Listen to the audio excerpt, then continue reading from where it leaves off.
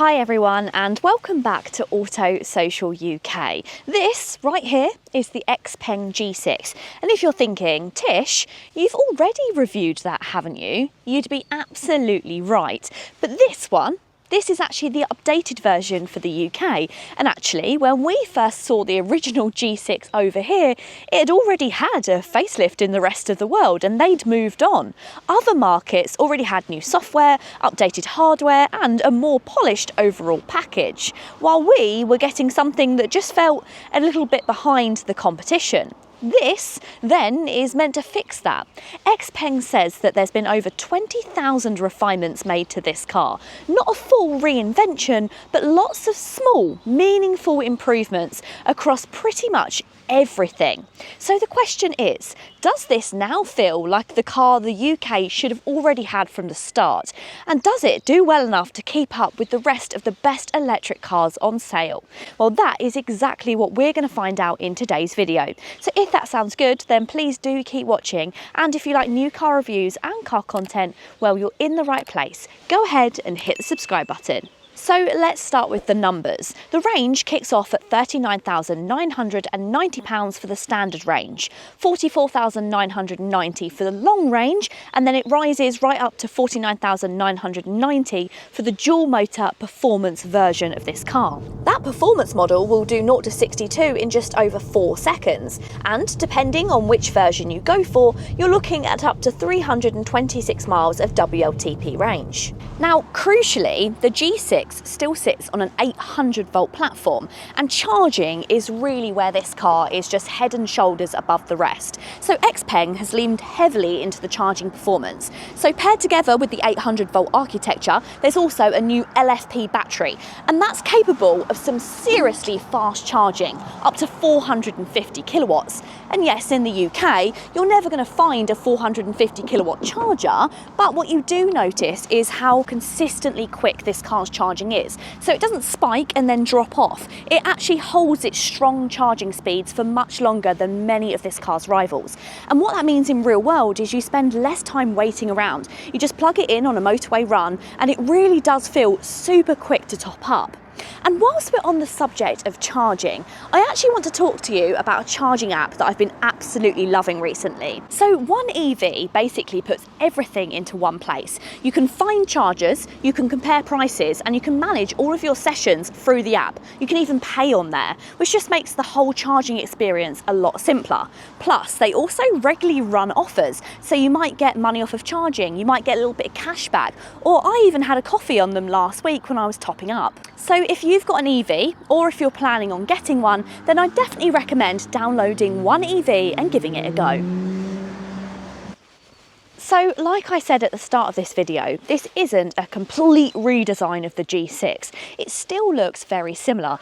But funny enough, when I actually reviewed this car originally, everywhere else in the world had already moved on to the next model, because when I was using the B-roll, everyone said to me, Tish, that's now the facelifted model for the rest of the world. So finally, it's now landed. And what is different? Well, overall, it's still fundamentally a very simple looking EV.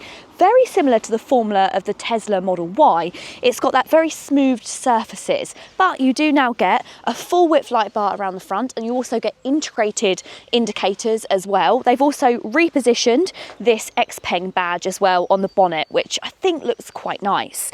The whole front bumper is just a little bit cleaner, but this was already a pretty streamlined, cleaner design. They've also extended the car and they've slightly improved the aerodynamics, which has in turn improved the amount of range you get, which we'll talk a bit more about when I drive it. They've also now got body coloured wheel arches, which do just help with that premium feel. I think that looks a lot better actually. And then around the back, once again, you've got a smoother, simpler design with a redesigned ducktail spoiler, which I always think looks quite nice. This car is likely going to divide opinions because it's very simplistic.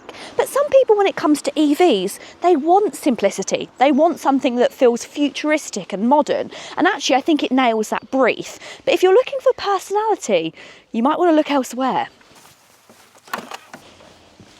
But But the interior of the new G6 has actually seen quite a lot of improvements. So they've improved the quality of the materials across the doors and also across the dashboard. So you now get this contrasting black leather effect and then this wood effect underneath with the contrasting white down below and on the seats. You also have ambient lighting which runs across the dashboard and across these doors. It does feel super high quality. So all the leather effect which is used on the seats, on this centre console and on the new steering wheel, everything is so soft and indulgent. I actually think this is a really nice cabin and it toes the line. So it's very simplistic in its design, but unlike Tesla's, it's not completely stripped out. There is still some functionality to it.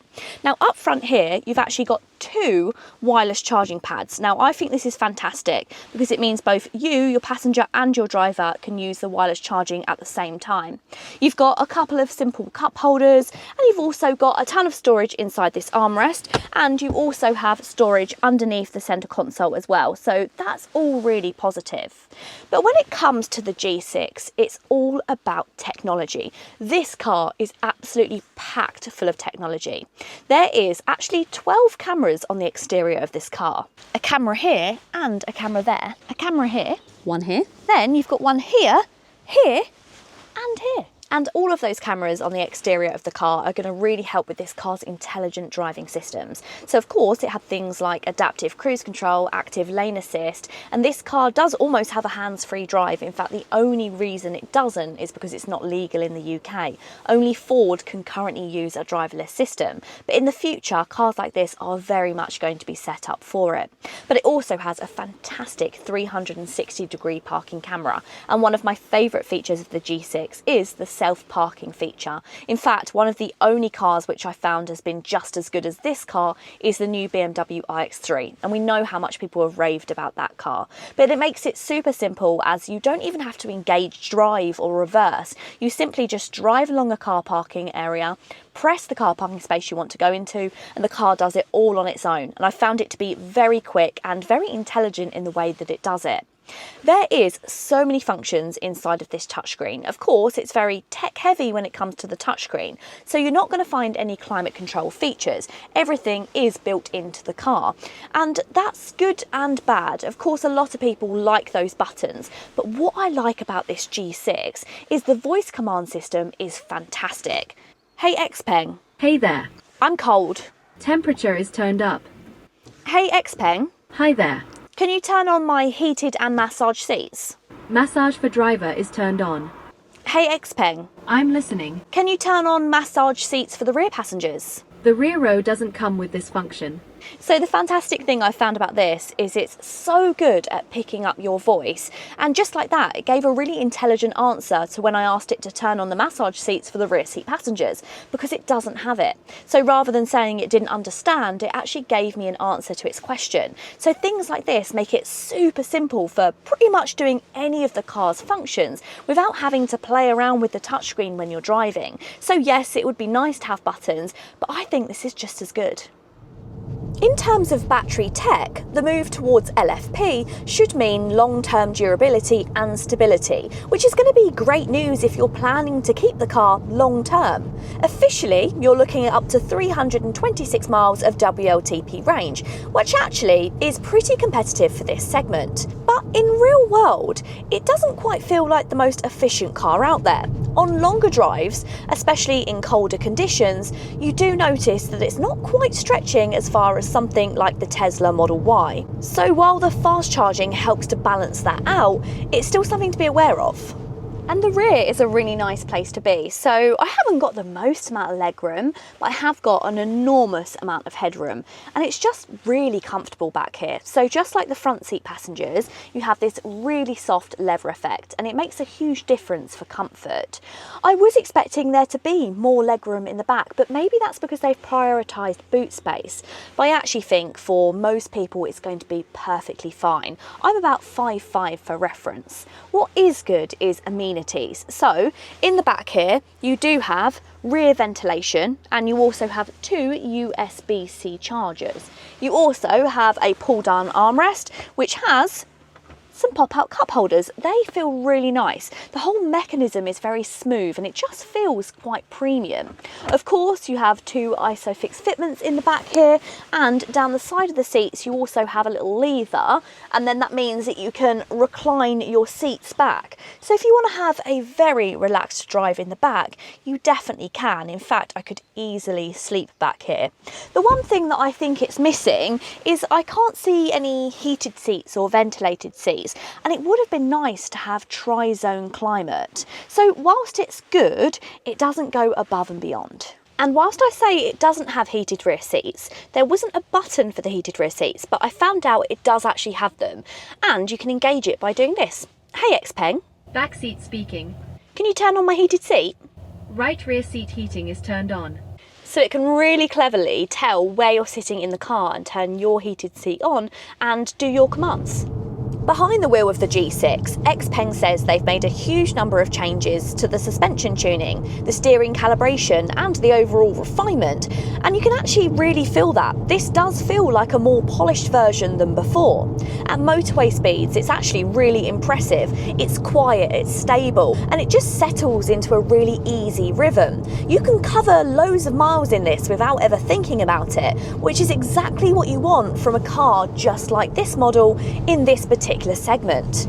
But once you get onto more typical UK roads, the kind of broken, uneven surfaces that we have to deal with every day, that's where you start to notice a few things. Now at lower speeds, especially around town, the ride can feel a bit fidgety. It doesn't quite smooth out the sharper bumps as well as some of its rivals, and there is a slight sense of vertical movement that never fully disappears in this car. Then, when you start to push on a bit, the steering is light and it's accurate enough, but it doesn't really give you much feedback. You don't get a sense of connection through the front end, so you're never fully confident about how much grip you've actually got. And because of that, it's not a car that really encourages you to drive it enthusiastically. It's capable, it's safe, it does everything you asked it to do, but it doesn't particularly engage you. So the way that I would describe it is this: it's a very easy car to drive, it's a very comfortable car to live with, but it's not exactly one that's going to put a smile on your face on a twisty road.